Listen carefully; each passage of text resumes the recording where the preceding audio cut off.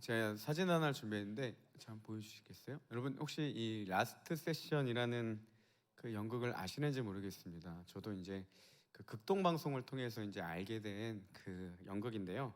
이 방송에서 이 연극을 이렇게 소개해줬습니다. 이 안에는 크게 이제 두 인물이 나타납니다. 그 프로이트라는 그 정신분학자의 창시자인 이 지그문트 프로이트라는 사람과 여러분 그 나니아 연대기라고 혹시 아시는지 모르겠어요. 이제 그걸로 유명한 이 기독교 문학 뭐라죠?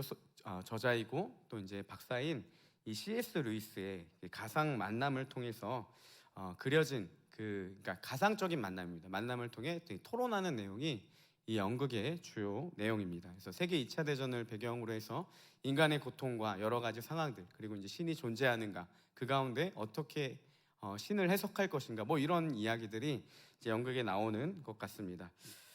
프로이트는 이 무신론자의 대표적인 인물입니다. 그래서 그는 평생에 걸쳐서 이 기독교를 배척했다고 합니다. 그리고 하나님의 존재 자체를 이제 부정했던 사람이고요.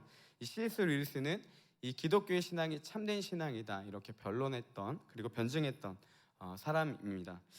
이들의 이 서로 다른 이 큰 세계관을 가지고 있었는데 이런 세계관은요 이 두 사람의 삶의 태도에서도 극명하게 달랐던 것을 볼 수 있습니다.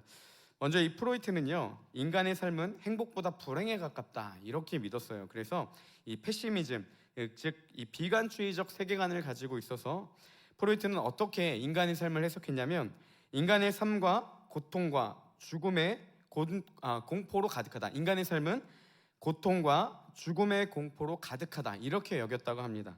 그래서 자신이 가지고 있는 세계관으로 이런 세상에서 어떻게 살아갈까 이걸 어떻게 해석했냐면요 체념하고 견디라는 충고밖에 할 수 없다 이렇게 했다고 합니다. 그리고 심지어 인간의 삶의 행복을 가져다주는 반대편 세계관을 부러워했을 정도로 이 비관적인 삶을 살았던 사람이 이 프로이트라고 합니다. 반면에 이 C.S. 루이스도요 기독교 저자이긴 하지만 이전에는 무신론자였다고 합니다. 그는 이 프로이트처럼 깊은 슬픔과 또 이 세상에 대한 비관적인 마음으로 이 우울 증세가 있었다고 합니다. 하지만 30대 초에 하나님을 경험하고 난 후 그의 세계관에 이제 가장 엄청난 변화가 찾아오게 되죠. 프로이트가 이 보편적인 도덕률을 배척하고 거부하고 이 선을 어떻게 이루는 거냐라고 여겼냐면 타인의 삶과 자신의 삶을 비교해서 내가 이 사람보다 나아 그럼 나는 선한 사람이야 이렇게 여기는 것이 이 프로이트가 가진 세계관이었다면 C.S. 루이스는요 타인에게 선을 행하고 함께 행복을 나누는 자 이렇게 세계관이 바뀌었다라는 겁니다.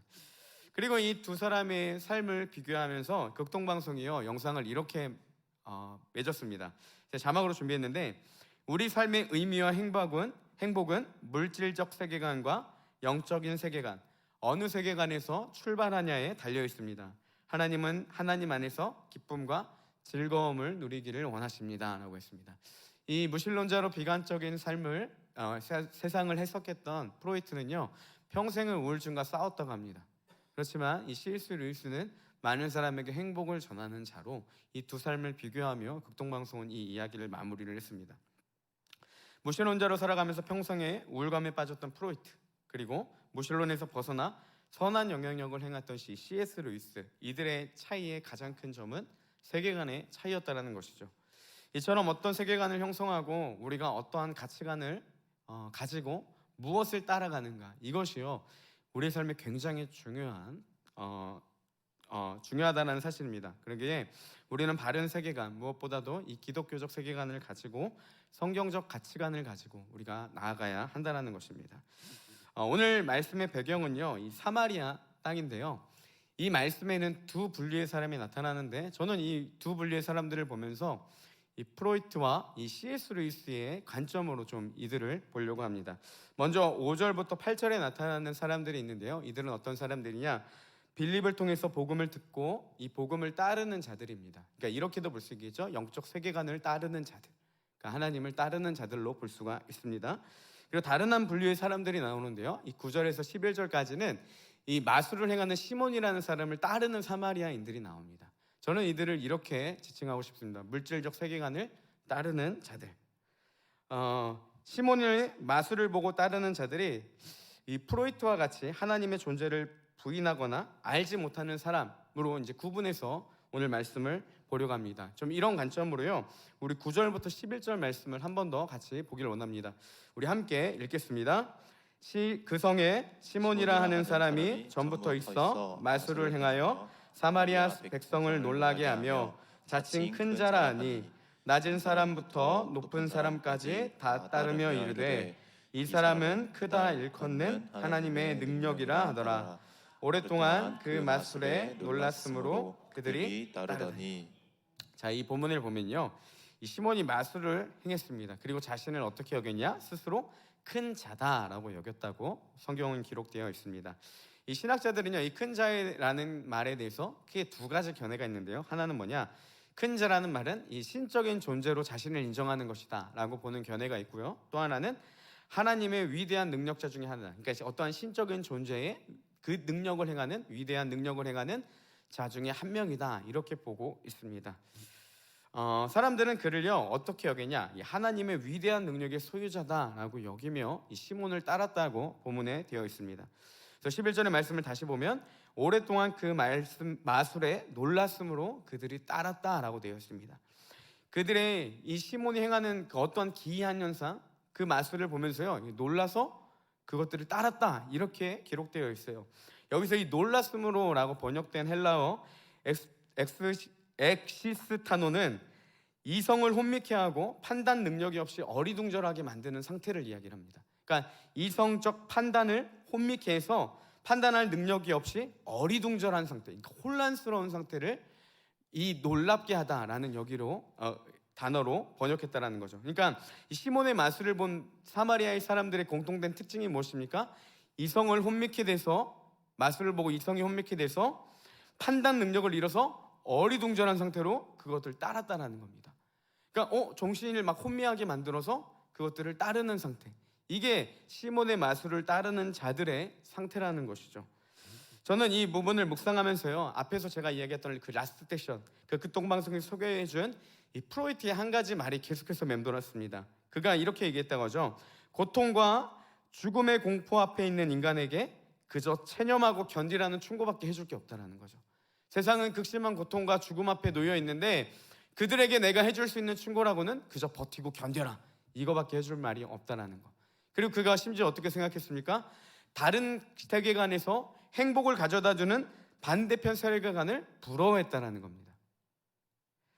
그는 잘못된 세계관을 가지고 극심한 우울감과 이 비관적 사고자로 삶을 살았습니다. 그가 경험한 세상은 알고 있는 것만큼, 아마 그가 여태까지 살아오면서 경험한 이 세상은요, 그가 생각한 고통만큼은 고통스럽진 않았을 겁니다. 근데 문제는 뭐냐면 그가 가지고 있는 세계관이 그의 삶이 더 고통스럽다고 만들었고 그 길로 이끌었고, 그리고 그렇게 세상은 고통스럽다라고 끊임없이 그에게 보여줬다는 거죠. 그러니까 겪은 만큼 고통스럽지는 않았을 텐데 그가 경험해봤던 세상의 고통보다 그는 더 많은 고통이 세상 가운데 있을 거라는 세계관을 가지고 있었다는 겁니다. 그의 세계관이 얼마나 큰 문제를 갖고 있는지, 심지어 반대편 세계관에 행복이 있다라는 것을 알았음에도 그는 자신의 세계관을 버릴 수가 없었다는 거죠. 아마 잘못된 세계관, 가치관을 버린다는 것은 지금까지 자신의 모든 삶을 부정하는 것이었기 때문에, 어떻게 보면 자신의 이론을, 모든 것들을 다 부정하는 그런 선택이었기 때문에 그는 알면서도 어떻게 한편으로는 그걸 포기할 수 없지 않았나. 저는 오늘 말씀을 보면서 계속적으로 그런 생각이 들었습니다. 여러분, 이처럼 잘못된 세계관과 가치관은요, 바른 판단을 하지 못하도록 우리를 혼미하게 만들고 어리둥절한 상태로 만들어 버린다는 겁니다. 마치 이 시몬의 마술을 따르던 그 사마리아인들처럼 말이죠. 성경에서는요, 이런 모습들을 굉장히 자주 볼 수가 있습니다. 복음을 따르는 자들, 이 빌립의 복음을 따랐던 사마리아인들과 또 시몬의 마법을 따랐던 자들, 이게 대조되어 오늘 본문에 나타난 것처럼 성경은 딱 두 가지로 구분지어 보습니다. 첫 번째, 하나님을 따르는 자, 그리고 하나님을 떠난 자의 모습입니다. 이런 특징이 사사기에 굉장히 잘 나타나 있는데요, 제가 자주 인용했던 본문인데 우리 10절 말씀입니다. 우리 10절 말씀을 함께 읽어보겠습니다. 그 세대의 사람도 다 그 조상에게로 돌아갔고 그 후에 일어난 다른 세대는 여호와를 알지 못하며 여호와께서 이스라엘을 위하여 행하신 일도 알지 못하였더라. 네, 그 세대 사람도 다 그 조상들에게도 들어갔고, 이들은 누굴 얘기하냐면 여호수아 시대의 사람들. 그러니까 그 하나님의 놀라운 기적과 가나안 땅을 정복했던 사람들입니다. 그들은 다 조상에게 돌아갔다. 그리고 이제 다음 세대가 나타납니다. 그러니까 하나님을 잘 섬긴 세대들이 이제 다 조상들에게로 돌아갔고, 다음 세대가 나타났는데 이 2장 10절에서 다음 세대를 뭐라고 얘기하냐면 다른 세대다라고 이야기를 하고 있습니다. 그리고 여호와를 알지 못하는 세대, 여호와께서 행하신 일도 알지 못하는 세대다, 이렇게 구분지어 말합니다. 그래서 그러면 여호와를 알지 못하는 다른 세대가 일어났습니다. 그들이 어떤 삶을 살았나, 우리 11절 13절도요 한번 같이 보겠습니다. 우리 함께 읽겠습니다. 이스라엘 자손이 여호와의 목전에 악을 행하여 바알들을 섬기며 애굽 땅에서 그들을 인도하여 내신 그들의 조상들의 하나님 여호와를 버리고 다른 신들 곧 그들의 주위에 있는 백성의 신들을 따라 그들에게 절하여 여호와의 진노하시게 하였으되 곧 그들이 여호와를 버리고 바알과 아스다롯을 섬겼으므로. 네. 여러분, 하나님을 떠난 이스라엘의 특징, 다른 세대들이 따랐던 게 무엇입니까? 바로 우상 숭배였다는 겁니다. 오늘 말씀에서 뭐라고 얘기하냐면 애굽에서 구원해 주신 은혜의 주님 하나님을 버리고 그 자리를 다른 신으로 채워 넣고 살았다는 겁니다. 하나님을 알지 못하는 자들이요, 시몬의 마법을 따르며 혼미한 삶을 살았던 것처럼 하나님을 떠났던 이스라엘은 그 하나님의 은혜를 저버린 채 마치 하나님인 양 다른 것들로 그것들을 채우며, 더 구분지어 말하면 가나안 땅에서 살았던 그들의 풍토 방식, 그러니까 그들의 삶의 방식들을 따르며 살았다는 겁니다. 이렇게 볼 수 있죠. 하나님을 믿었던 자들의 세대가 끝나고 우리의 다음 세대들이 난다는데 이 친구들은 어떤 세대냐? 하나님을 알지 못하는 세대, 하나님이 어떠한 일을 행하셨는지도 알지 못하는 세대. 이들이 내린 결정이 무엇이냐면 지금까지 우리 한국 땅을 인도해 주시고 우리 가정을 인도해 주셨던 그 하나님의 은혜를 버리고 이 땅에서 믿고 있는 신들, 가치관들을 따르며 살았다, 이렇게 볼 수 있습니다. 그러니까 즉 혼미한 삶을 살았던 것들을 이야기합니다. 더 구체적으로요, 잠언은요 이걸 뭐라고 이야기하냐? 지혜 있는 자와 미련한 자로 구분지어 이야기합니다. 우리 잠언 1장 7절 말씀도 함께 읽겠습니다. 여호와를 경외하는 것이 지식의 근본이거늘 미련한 자는 지혜와 훈계를 멸시하느니라. 네, 지혜 있는 자의 특징을 뭐라고 이야기하냐? 여호와를 경외하는 것이 지혜의 근본이다라고 합니다. 여러분, 경외하다는 마음은요, 이 두려워하다라는 의미를 가지고 있습니다. 그러니까 이 귀신을 만났을 때 무서운 사람이 칼을 들고 있을 때 공포적인 두려움이 경외가 아니라요, 여러분 마치 그런 거죠. 우리가 집에 있는데 어떠한 담임 목사님이 갑자기 오셨어요. 그러면 우리가 딱 일어나게 되잖아요. 그런 것들, 그러니까 존경하는 사람에 대한 그 예의적인 표현, 네, 그렇게 볼 수 있죠. 그런 거를 경외하는 마음이라고 합니다. 그러니까 이 존경에서 나오는 두려움이 이 경외하다라는 뜻의 의미입니다. 그러니까 하나님의 살아계심이 인식되기 때문에요, 그분을 두려워함으로 그분의 뜻 가운데 나아가는 거죠. 이거는 단순히 하나님이 나를 치실 거야 라는 두려움이 아니라 하나님이 살아계신데 내가 그분의 뜻을 벗어나지 않겠다라는 존경과 그 하나님의 섬김에 대한 경외함에서 오는 이 두려움이라는 겁니다. 그러니까 그런 마음을 가진 자들, 하나님의 살아계심을 인식하는 자들의 그 마음을 뭐라고 얘기하냐? 이것이 지식의 근본이다, 이렇게 잠언은 이야기를 하고 있습니다. 반대로 미련한 자는 뭐냐? 하나님의 지혜와 훈계를 멸시하는 자. 그러니까 하나님의 가르침도 없어도 내 마음대로 행하고 나아가겠다, 이런 자들이 미련한 자다. 즉 하나님을 떠나 사는 사람들을 미련하다라고 이야기를 합니다. 잠언 9장 10절도요 동일하게 이야기하는데 우리 9장 10절 말씀도 함께 읽겠습니다. 여호와를 경외하는 것이 지식의 근본이요 거룩하신 자를 아는 것이 명철이니라 라고 합니다. 여호와를 경외하는 것이 지식의 근본, 똑같이 얘기했죠. 그리고 뭐냐? 거룩하신 자를 아는 것이 명철이다 라고 합니다. 이 명철이라는 말을 표준 세번역 성경은 이 깨달음이라는 단어를 썼고요, 이 NIV 성경은 understanding이라는 말을 썼습니다. 즉 이해하고 어떠한 깨달음이 오는 것이 명철이다. 그게 어디로부터 옵니까? 거룩하신 자를 아는 것에서 온다라는 거예요. 그러니까 우리가 어떠한 진리, 무언가를 바르게 깨닫고 이해했다라는 것은 하나님을 아는 지식에서부터 온다라는 겁니다. 하나님을 알지 못하니까요, 그분을 따르지 못하니까 오는 현상이 무엇입니까? 우상숭배, 시몬의 마술을 따르는 것, 그 다음에 잘못된 세계관에 빠져서 혼미하게 되어 살아갔던 것과 똑같은 현상이 나타나고 있다는 거죠. 성경은 뭐라고 이야기합니까? 그것에서 벗어나 바른 진리를 깨닫고 이해하고 나아가는 삶, 이것이 지혜로운 삶이고, 그런 지혜는 하나님을 경외함, 하나님의 살아계심을 인정함으로부터 온다는 것입니다. 즉, 이 땅에서 하나님은 뭐라고 말씀하십니까? 하나님을 따라 사는 삶들이 지혜로운 삶이고, 하나님을 따르지 못하는 삶이 혼미하게 되어서 분별력을 잃고 살아가는 삶과 같다라는 거죠.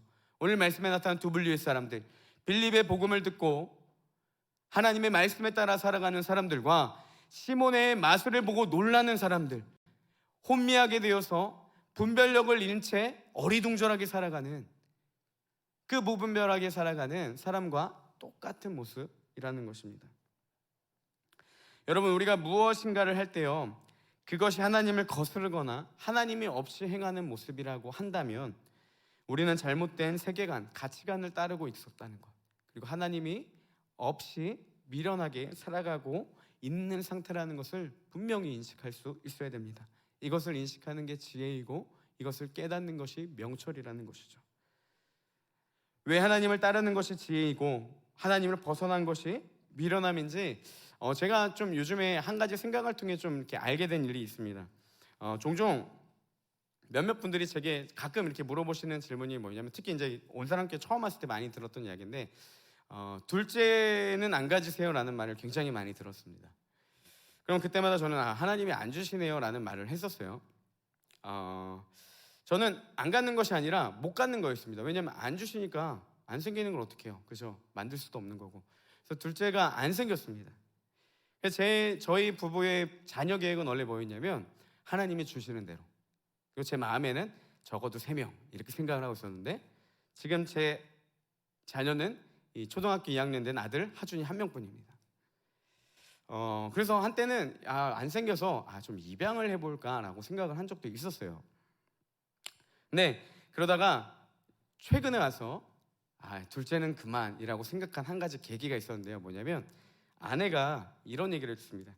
여보, 하준이에게 고정적으로 들어가는 수입이 얼마인 줄 알아요? 라고 하면서 이거 얼마 얘기했는데, 우리 집 가정의 수입의 4분의 1이 하준이한테 고정적으로 나가더라고요. 밥 먹는 거 다 빼고. 그러면 또 이렇게 오해하실 수 있습니다. 사교육을 너무 많이 하시는 거 아닙니까, 목사님? 이렇게 얘기할 수도 있는데요. 여러분, 저희 하준이가 배우는 게요, 축구센터와 드럼밖에 없습니다. 공부는 안 합니다. 이제 아내가 그런 얘기를 해요. 그리고 나서 여보, 이제 영어와 수학도 해야 되는데 어떡하죠? 이렇게 얘기를 합니다. 첫째도 부담스러운데 둘째가 생긴다는 것은 생각조차도 할 수가 없었습니다. 그때부터 제가 이제 하나님께 종종 그런 기도를 했습니다. 하나님, 지금까지 안 생긴 거면 안 주실 거죠? 둘째는 안 됩니다.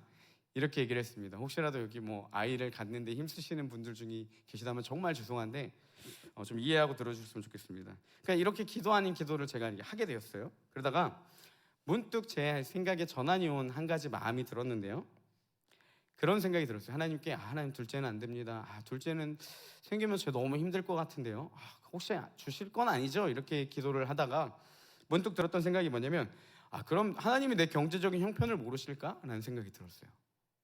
하나님이 형편이 안 되는 걸 알면서도 내게 부담되게 둘째를 부시는 분이 과연 내가 믿는 하나님이실까라는 의문이 들기 시작했습니다. 생각해 보니까요, 전혀 일어나지도 않은 미래, 그리고 아직 확실하지도 않은 미래를 가지고 저 혼자 이미 일어날 것처럼 염려하고 하나님 앞에 근심했다라는 거죠. 하나님은 어쩌면 이미 우리의 모든 상황을 아시고 지금까지 둘째를 제가 주지 않았으면 하는 마음이 있기 때문에 안 주신 게 아니라 제 형편이 안 되기 때문에 어쩌면 이미 안 주시고 계시진 않았을까라는 생각에 전환이 오기 시작했습니다. 그런 하나님을 인식하지 못하니까요, 아직 일어나지도 않는 미래를 가지고 염려하고 두려워했던 거죠. 둘째도 주시면 반드시 제 환경을 열어주시는 분이 하나님이시라는 것. 제가 그 하나님을 잊고 나니까요, 자꾸 쓸데없는 생각들이 염려가 되고 걱정이 되고 미래에 대한 두려움으로 바뀌게 됐다는 거죠.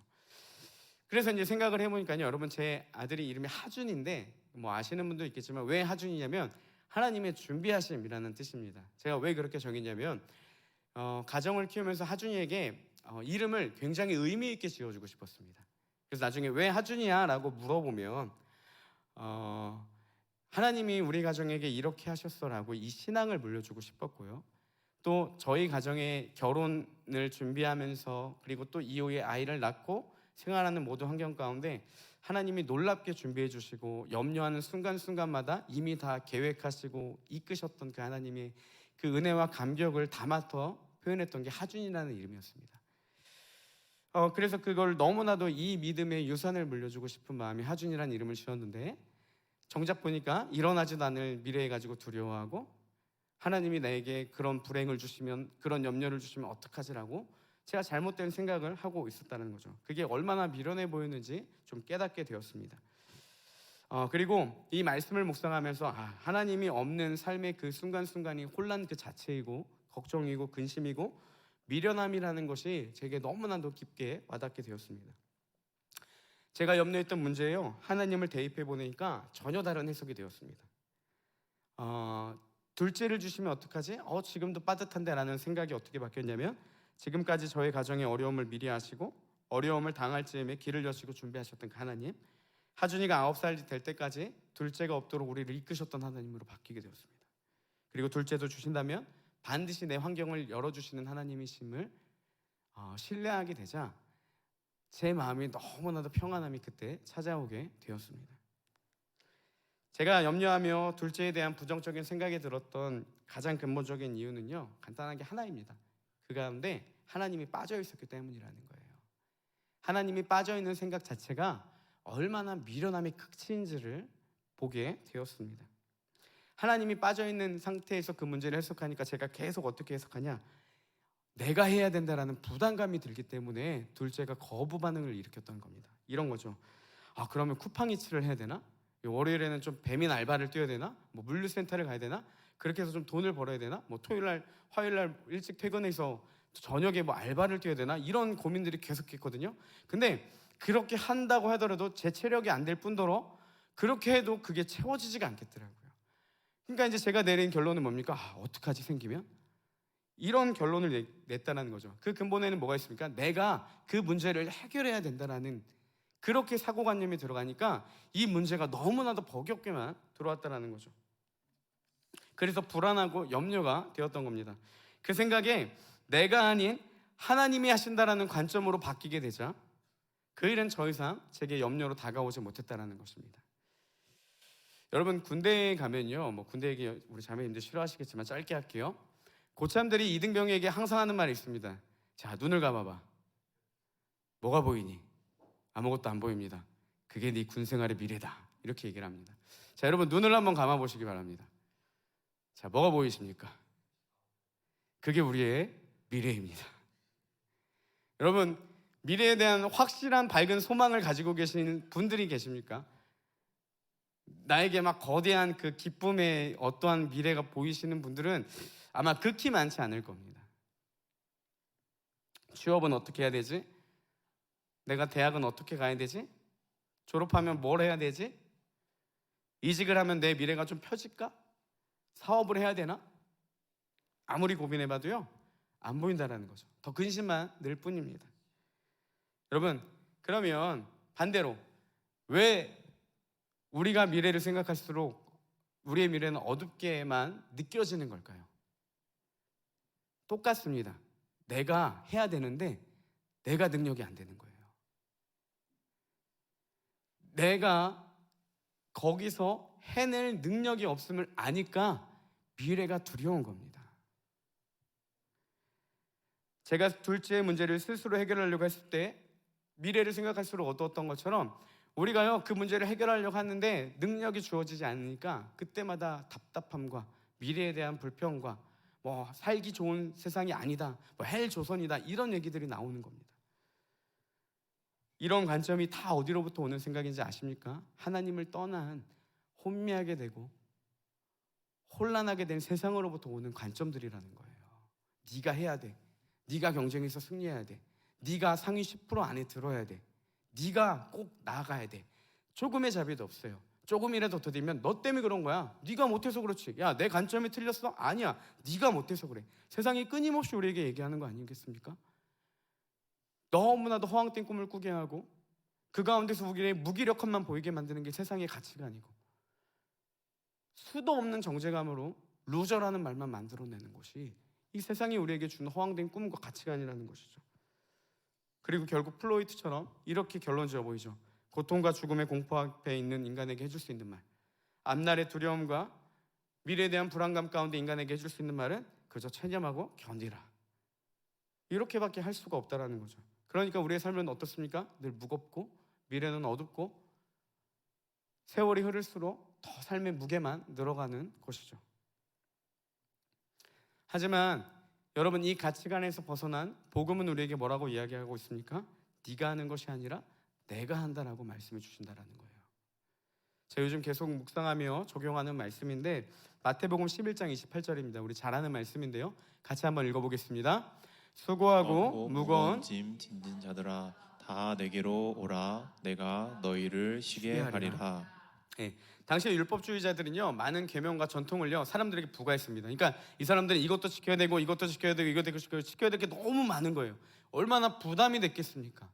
그런 자들에게 주님 뭐라고 말씀하십니까? 수고하고 무거운 짐진 자들아 다 내게로 오라. 왜요? 내가 너를 쉬게 하겠다. 여러분, 세상에서요 우리에게 요구하는 게 얼마나 많습니까? 성공하기 위해서 우리에게 갖춰야 될 능력이 너무나도 많이 있잖아요. 그것들을 다 이겨내면 상관이 없는데 조금이라도 그 기준에 못 미치게 되니까 우리는 삶이 늘 무겁고 미래가 늘 어둡고 불안한 겁니다. 그런 자들에게 주님 뭐라고 말씀하십니까? 그런 세상에서의 수고하고 무거운 짐진 자들아 다 내게로 와라. 내가 너를 쉬게 하겠다라는 겁니다. 자신의 연약함과 삶의 무게의 그 무거움을 느끼는 자들, 예수님은 그들을 초청하시고 내가 너를 쉬게 해줄게. 왜 오라고 하십니까? 쉬게 해주려고. 그리고 이렇게 말씀하십니다. 29절 30절 우리 말씀도 함께 읽겠습니다. 나는 마음이 온유하고 겸손하니 나의 멍에를 메고 내게 배우라. 그리하면 너희 마음이 힘을 얻으리니 이는 내 멍에는 쉽고 내 짐은 가벼움이라 하시니라. 예수님 이렇게 말씀하시죠. 그런 삶의 무거운 짐은 나에게 다오. 내가 질게. 대신 너는 내 가벼운 짐을 대신 지라는 겁니다. 네가 할 수 없는 것은 내가 할 테니까 너는 그냥 믿고 따르라. 이게 주님이 우리를 초청하시는 말씀이라는 거예요. 취업의 문제, 장래의 문제, 결혼의 문제, 재정적인 문제, 네가 할 수 없는 그 어떤 것, 두려운 문제들, 너의 생각할수록 마음에 무거운 짐만 주는 그 문제들, 학업과 성적과 그 모든 것들, 지금까지 많이 무거웠지, 힘들었지. 너의 무거운 짐들은 다 내가 지어줄게. 내가 너에게 바라는 건 단 하나인데 너는 너의 짐을 내게 맡기면 되고 내 짐을 네가 지기만 하면 된다는 겁니다. 내 짐은 엄청 가벼운데 그거 뭐냐? 네가 나한테 오는 거야. 네가 나를 믿고 따르는 거야. 이제는 그 무거운 짐들 내려놓고 나에게 와서 푹 쉬어라. 이게 주님이 우리에게 하시는 말씀이라는 겁니다. 그리고 주님이 우리에게 요구하는 모습이고 이게 믿음이라는 거예요.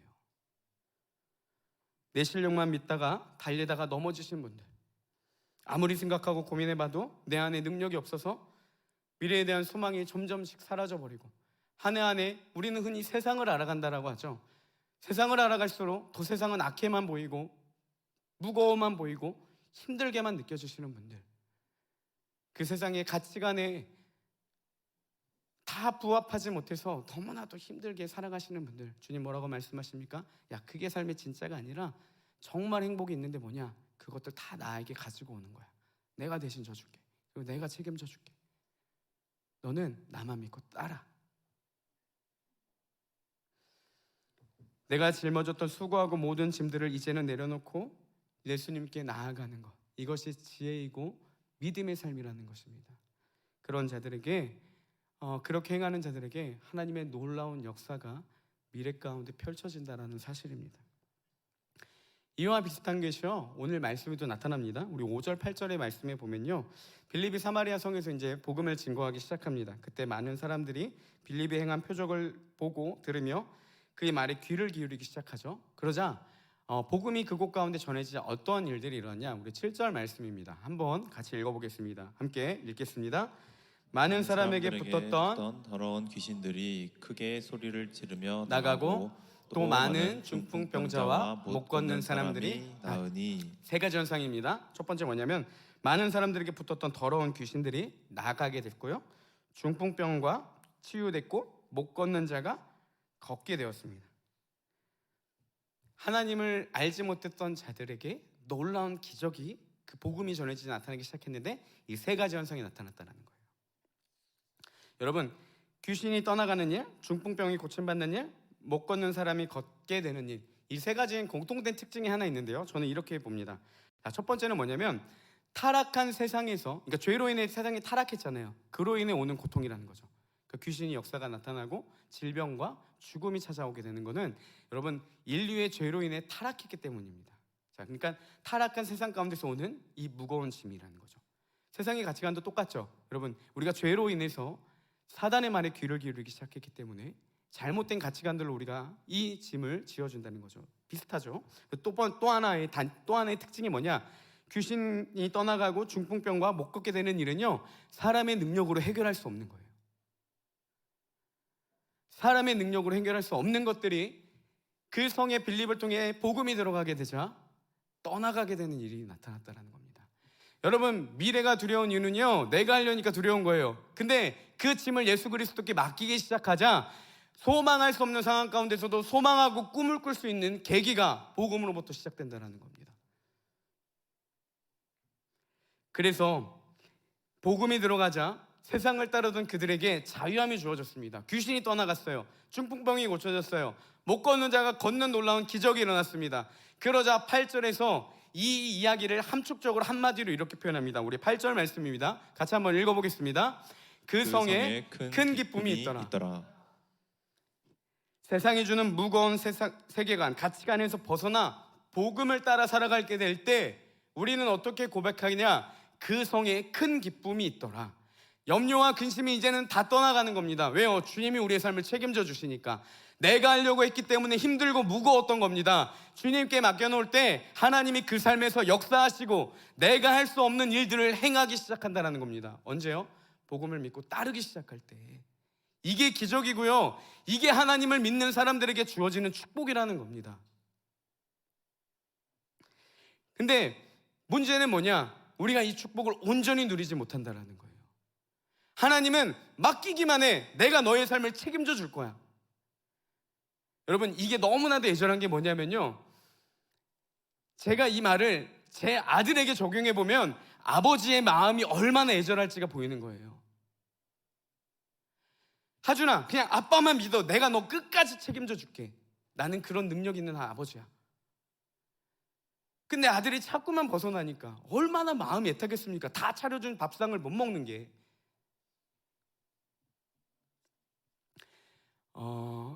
왜 우리가 자꾸 이런 현상들이 나타난다는 거죠. 이미 복은 우리에게 주어졌는데 왜 우리가 먹지 못하냐는 겁니다. 중요한 포인트가 하나가 있는데요, 여러분, 이거는 모두 다 누릴 수 없는 이유는 뭐냐? 비법을 알고 방법을 알지만 우리가 여전히 누리지 못하는 이유가 무엇이냐? 이 말씀은요, 믿고 따르는 자들에게만 주어진 축복이라는 것입니다. 되게 심플한데 이게 잘 안 되는 거예요. 예수님이 내 무거운 짐을 대신 짊어주시는 분이시다. 그리고 나에게 쉼을 주시는 분이시다. 이제는 네 짐을 내려놓고 나에게 오면 내가 너의 짐을 짊어주겠다. 이 말씀은 누구에게 주어지는지 아십니까? 오늘 말씀을 들은 사람에게 주어지는 게 아니에요. 이제 듣고 세상에 나아가서 결단하고 그 믿음으로 살아가는 자들만 쉼을 누릴 수 있는 겁니다.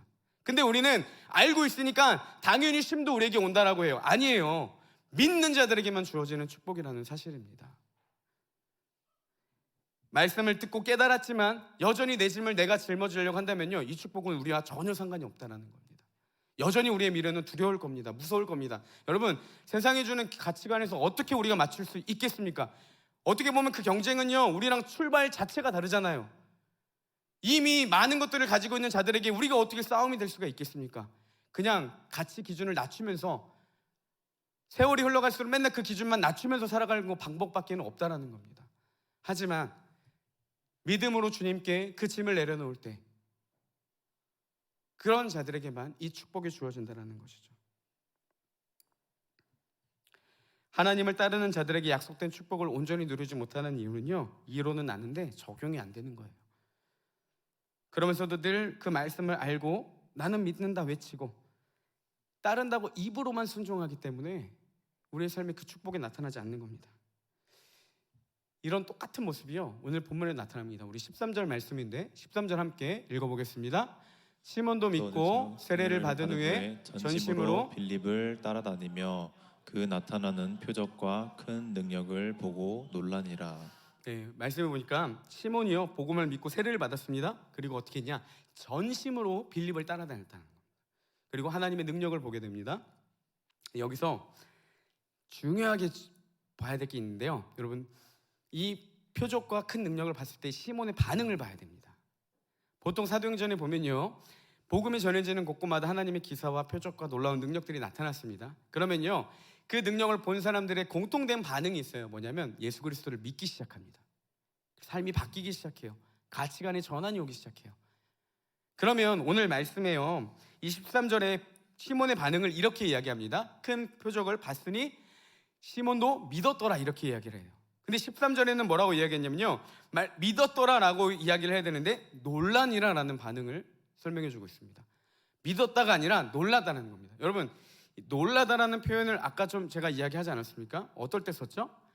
시몬이 마술을 행할 때 따르는 사람들이 반응이 이거예요. 놀라다라는 말이 혼미케 되어서 판단력을 잃고 어리둥절하게 살아가는 게 놀라다라는 거예요. 하나님의 놀라운 기적을 봤으면 믿어야 되는데 어리둥절해진 거예요. 혼란스러워진 거예요. 이런 반응이 나타났다는 겁니다. 시몬의 반응을 이렇게 볼 수 있습니다. 왜 그럼 그가 놀랐을까? 시몬은요, 그 능력들을 봤을 때 능력을 일으키시는, 와, 하나님 대단하다, 이거에 주목하지 않았어요. 그가 주목했던 건 무엇입니까? 능력을 일으키는 자, 이 빌립의 그 현상에만 주목했다는 겁니다. 우와, 저 사람 저렇게 하네. 뭘 떠올렸겠습니까? 자신이 기이한 일들을 행할 때 나를 따르던 그 사람들, 내가 저거 하면 더 잘 따르겠네. 내가 저거 똑같이 하면 저 사람들 더 나를 따르고 그럼 나는 더 성공하겠네. 여전히 그가 갖고 있는 건 뭡니까? 하나님을 믿었다라고는 하지만 아직까지 그 가치관은요, 세상에서 벗어나질 못했다라는 거예요. 마술을 부릴 때의 모습과 여전히 똑같은 모습으로 그는 살아가고 있었다라는 겁니다. 그러니까 이렇게 볼 수 있습니다. 여러분, 도금이라는 말을 보니까요, 어떠한 금속에 그 겉으로만 묻혀 있는 게 도금입니다. 신앙에도요, 도금자가 되게 많습니다. 여전히 가치관은 세상을 향하는데 그 겉에만 종교라는, 신앙이라는 도금을 하고 살아간다는 거죠. 하나님을 따르는 행위와 모든 것들이 있는데 가치관은 여전히 세상적이에요. 그러니까 믿었더라가 아니라 놀라니라의 반응을 나타내는 겁니다. 성경은 그가 믿었다고 합니다. 그런데 이게 진짜 믿음인지 가짜인지는 알 수 없습니다. 근데 중요한 포인트 한 가지는 무엇이냐, 그는 여전히 믿기 이전의 세계관, 가치관을 따르고 있었고요, 복음을 믿음에도 행복을 누리지 못하는 그 일들이 그의 가치관 전환이 이루어지지 않음으로 나타났다는 겁니다. 여러분, 똑같지 않습니까? 성경의 많은 복들을 왜 우리가 누리지 못하겠어요? 왜 수고하고 무거운 짐든 자들아 내게로 오라, 내가 너를 쉬게 하겠다. 근데 아는데 여전히 우리는 왜 쉼을 누리지 못하겠습니까? 안 바뀌거든요. 입으로는 믿는다고 외쳐대고 선언하지만 안 되거든요. 신앙의 색깔은 있지만 아니거든요. 그러니까 누리지 못하는 겁니다. 이런 우리가 얼마나 많습니까? 신앙 공동체에서는 늘 하나님이 나를 인도하신다라고 믿지만 정작 우리의 인생에서는요, 하나님께 핸들을 맡기지 않는 거예요. 인생의 핸들을 늘 내가 쥐고 있습니다. 하나님 이제 줄게요. 잠깐만 기다리세요. 이제는 줄 건데요. 조금만 기다리세요. 한 번도 안 놓습니다. 입으로만 맨날 놓는다고 하지 정작 놓은 적은 없어요. 심지어 어떤 사람들은 아마 인생에서 한 번도 놓은 적이 없는 사람도 있을 겁니다. 그러면서도 하나님 잠깐만요. 날 사랑하시니까 조금만 더 기다려주세요. 이 부분만요. 여기 코너만 돌고요. 늘 이런 식의 우리의 모습 아니겠습니까? 그러면 왜 예수님을 믿으면서도 우리의 인생의 핸들을 여전히 하나님께 내려놓지 못하는 이유가 무엇이냐는 거예요. 우리가 추구하며 따르는 그 길이요, 하나님이 중심이 아니라 여전히 세상을 향하고 있기 때문이에요. 여기만 꺾고 하나님 따라갈게요. 여기만 꺾고 하나님 따라갈게요. 늘 이렇게 얘기하니까요, 한 번도 핸들을 줄 수가 없는 거예요. 왜냐하면 세상이 더 좋거든요. 세상의 기준이 더 맞는 것 같거든요. 여러분 이런 관점으로 한번 생각해 보세요. 자, 성공하고 싶어서 열심히 공부해서 대학에 들어가는 경우, 그리고 다른 경우 하나는 뭐냐? 성공하고 싶어서 좋은 대학에 들어가기 위해 공부하고 기도하는 경우. 둘의 차이가 뭐겠습니까? 기도하는 것. 그러면 여러분 성공하고 싶어서 좋은 대학에 들어가기 위해 열심히 기도하고 공부하는 것, 이거는 문제가 없습니까? 여전히 이 둘이 저는 똑같다고 봅니다. 왜냐면 왠지 아세요? 기도하는 목적이 성공하기 위함이거든요. 예배드리는 목적이 세상의 가치관을 추구하기 위함이거든요. 하나님을 믿는 목적이 내 삶을 잘 되기 위함이거든요. 신앙이라는 것은 있지만 신앙을 하는 이유가 무엇이냐? 세상적인 가치관을 적용하기 위해서라는 거죠. 극단적으로 얘기해 볼까요? 여러분, 부자 되기 위해 치열하게 일하는 사람과 부자 되고 싶어서 큰 교회 따라가며 목회하는 목회자와 뭐가 다릅니까? 목사라는 타이틀만 다를 뿐이에요. 신앙이라는 색깔만 입을 뿐이에요. 똑같다라는 거예요. 우리가 신앙이라는 도색을 너무나도 잘해요. 그리고 나서 마치 나는 금이야 라고 스스로 생각해요. 아니에요. 금이, 그거는 도색만 한 여전히 똑같은 존재라는 겁니다. 가치관의 전환이 없이 하나님을 따르겠다라고 입술의 고백이 아닌 행함이 없이 절대 그 복은요 우리에게 누릴 수 없다라는 겁니다. 그러면서도 스스로는 믿는 사람이라고, 따르는 사람이라고 그렇게 위선을 보이면서 살아가고 있다는 거죠. 이게 여러분 그리스도인이 끊임없이 벗어야 될 부분이고요, 굉장히 무서운 포인트입니다. 교회에서도 신앙의 색깔만 입히고 살아가니까 사랑하기보다는 사랑받기 위해서 노력합니다. 섬기기보다는요 섬김 받으려고만 합니다. 낮은 자리보다는요 내가 누구보다 위에 있어야 돼요. 신앙이 좋아 보여야 돼요. 리더를 해야 돼요. 믿음이 좋은 척 보여야 돼요. 왜요? 세상적인 가치관은 그걸 추구하라고 우리에게 끊임없이 얘기하니까. 직분이나 교회에 오래된 자신의 위치를요 권력으로 착각해요. 그러니까 마구잡이로 휘둘러 버립니다. 신앙이라는 색깔은 있으면서도 나에게 맞춰주지 않으면 새신자건 누구건 다 텃세를 부려버려요. 신앙이라는 색깔을 덮어서. 그러면서도 예배에서는 거룩한 모습을 보이고 신앙 좋은 사람으로 보이며 살아가는 것, 이게 우리의 너무나도 큰 문제라는 겁니다. 예수님 그런 자들을 뭐라고 말씀하십니까? 외식하는 자들이라고. 세례요한은 뭐라고 말씀하는 줄 아세요? 독사의 자식들아, 이렇게 표현하고 있습니다. 우리가 곰곰이 생각해 봤으면 좋겠습니다. 하나님을 어떠한 분이시냐는 거예요. 하나님을 믿는 우리의 목적이 내 인생 좀 나아 보이려고, 내 감정 좀 좋아 보이려고 나가 아니라 진짜 하나님의 영광을 위한 것인지, 하나님은 내 꿈을 이루기 위한 어떠한 도구이신지, 아니면 나는 하나님의 꿈을 이루기 위해 존재하는 자인지, 끊임없이 우리를 하나님의 잣대 아래서 비춰보지 않는다면요 우리는 신앙의 도색으로 덮은 채 남들에게 어떻게 하든 믿음 좋은 모습만 보이려고 살아가고 힘쓴다는 겁니다. 우리는 여전히 세상에 살기 때문에요 끊임없이 이 세상적인 가치관으로부터 영향을 받을 수밖에 없습니다. 우리가 날마다 하나님의 영향을 받지 못한다면요 반드시 끌려갈 수밖에 없다라는 겁니다. 이제 말씀을 정리하겠습니다. 여러분, 우리의 모든 삶의 영역들을 한번 돌아보기를 소망합니다. 오늘 예배에 나온 이 이유도 한번 진지하게 돌아봤으면 좋겠습니다. 내가 이 자리에 있는 이유가 하나님의 영광을 위한 것인지, 아니면 종교적인 옷을 입고 오늘도 여전히 서 있지는 않은지, 여전히 세상의 세속적 가치관을 가지고서도 나는 하나님을 따른다고, 나는 하나님을 믿는다고, 그 축복의 약속을 믿는다고 이렇게 허언을 하는 자들이 아니라 진짜 하나님이 내 삶의 흔적으로 남는 자들이 되기를, 그런 우리 청년들이 되기를 주님의 이름으로 축복합니다.